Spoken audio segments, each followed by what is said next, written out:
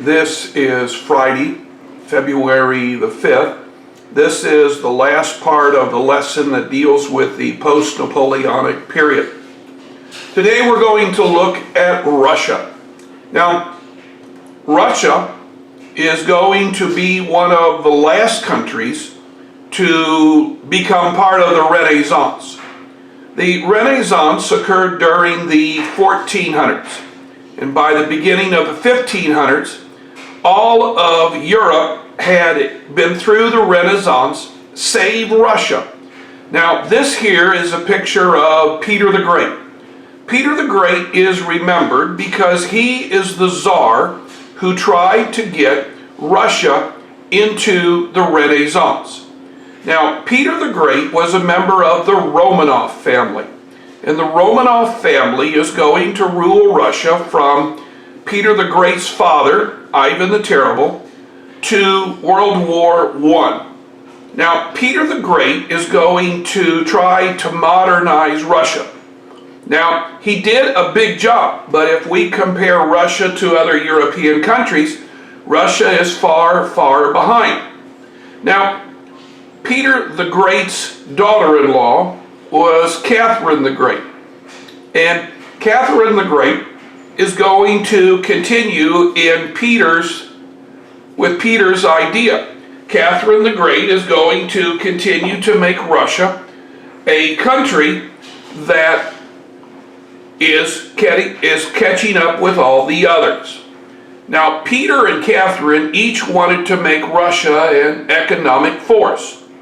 Well, that was in the late 1600s and early 1700s. So let's now advance to the 1800s. In 1810, Napoleon is going to invade Russia. Now, the Russian Tsar at that time was Alexander I. Alexander I is going to stop Napoleon from taking over Russia. Alexander is going to burn the fields. He's going to burn anything of value. And he's going to see to it that Napoleon's men are in the Russian plains during the winter. A lot of Napoleon's men are going to die. By 1812, Napoleon is beginning to go back to France. Alexander is going to send in the Russian army to make sure that in the Battle of the Nations in Leipzig, that Napoleon loses. The Russian army is going to surround Moscow, and Napoleon will be forced to abdicate. During the Congress of Vienna, most of the countries ignored Russia. Now, Russia has a difficult problem. Russia has more natural resources than any other country in Europe. But Russia has a difficult time getting these natural resources to an ocean where they can then trade with other countries. All of the Atlantic and Baltic openings are frozen in the winter. And for years and years and years, Russia will try to get to the Mediterranean Sea via the Black Sea. It is during the 1800s. It's under the reign of Nicholas that the Russians will begin to turn their attention to the Pacific Ocean, which is thousands of miles away. Alexander was the end of Napoleon, but Alexander is going to die in 1825. He had no children, so his power is going to go to his brother, Nicholas I. Now, it was when Nicholas I became Tsar that a group of aristocrats in Russia believed that Nicholas would be a weak Tsar. Because of this, various aristocrats are going to try to drive Nicholas out of power, or what we call in the French language, a coup. Now, in this coup, which in Russian history is called the Decembrist Revolt, the revolt was short-lived. The aristocrats who tried to drive Nicholas out are going to be hunted down. Some of the leaders are going to be hanged. Most of the followers are going to be sent to Siberia for exile. Nicholas is going to try to react to this belief that he is a weak czar. Nicholas believes that the economy of Russia is held back because of what is called serfdom. Now, serfdom is something that we studied last semester when we studied medieval times.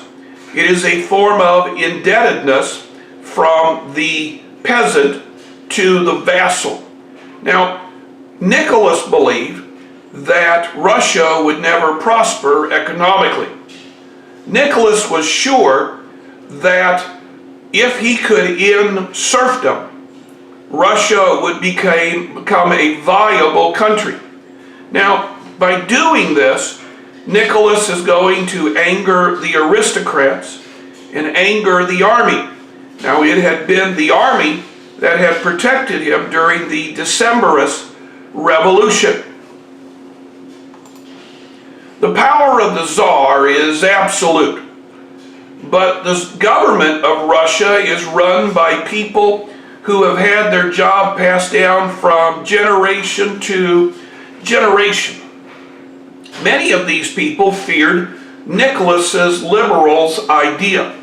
They felt that Nicholas would get rid of them and replace them with people who would be loyal to Nicholas. Nicholas, as Tsar, will begin to explore and industrialize Siberia. Now, Siberia is on the Pacific side of Russia. Russia is a large country lengthwise. Now, it hurts that Russia did not have a railroad that could connect Siberia to where most of the people live. This became one of Nicholas's challenge. But Nicholas knew that the railroad would take time.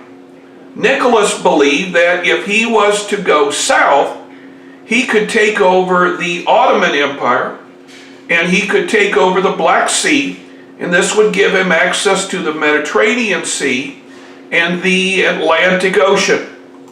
Now, we learned yesterday that France, Great Britain, and Austria felt that if this was to occur, Russia would become too powerful, and they hoped to stop Russian access to the Mediterranean Sea. This is why we fought the Crimea War. Now, Nicholas had gone at the end of the Crimea War to inspect the troops. And while inspecting the troops, Nicholas will become sick, he will get pneumonia, and he will die. Now, Nicholas's son is Alexander. He becomes known as Alexander II.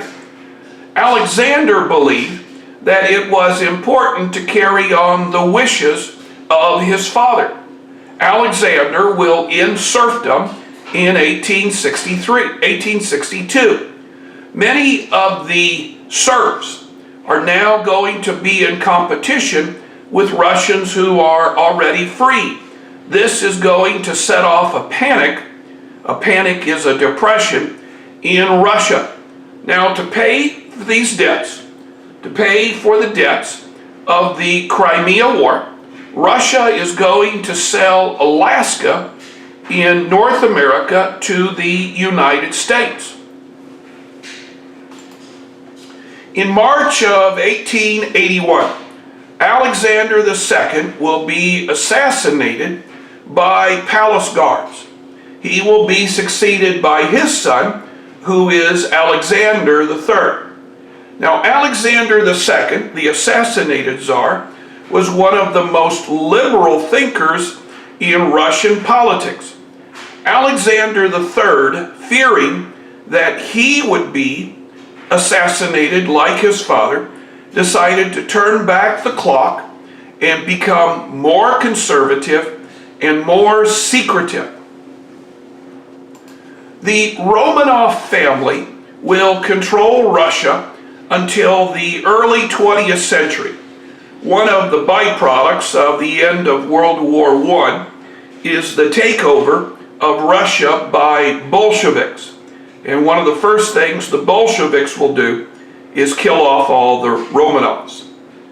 The Romanovs are the second oldest family in Europe. The oldest family is the Windsors, and they are still with us today. The Windsors started off in the early 1700s and have ruled England since then.